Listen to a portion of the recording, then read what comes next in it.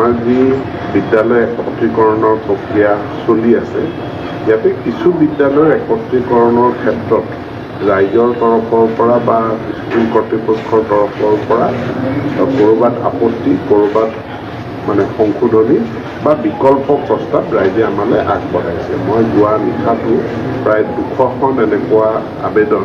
সেইখিনি মই পাইছোঁ বা তাৰ মই আবেদনসমূহৰ প্ৰাপ্তি স্বীকাৰ কৰিছোঁ আৰু এইখিনিয়ে আমাৰ শিক্ষা বিভাগে তন্নতন্নকৈ পুনৰ নিৰীক্ষণ কৰিব, পুনৰ পৰীক্ষা কৰিব, পুনৰ পৰীক্ষা কৰি যি সঠিক সিদ্ধান্ত হয় সেই সঠিক সিদ্ধান্ত গ্ৰহণ কৰিব। য'ত মডিফিকেশ্যনৰ প্ৰয়োজন আছে ই যদি যুক্তিসংগত হয় সেই মডিফিকেশ্যন কৰা হ'ব বা য'ত বিকল্প প্ৰস্তাৱ আমি পাইছোঁ বিদ্যালয়ৰ পৰা বা অভিভাৱকৰ পৰা সেই বিকল্প প্ৰস্তাৱো আমি বিবেচনা কৰোঁ। আমাৰ যি বিদ্যালয় একত্ৰীকৰণৰ প্ৰক্ৰিয়া চলি আছে ইয়াতে কিছু বিদ্যালয়ৰ একত্ৰীকৰণ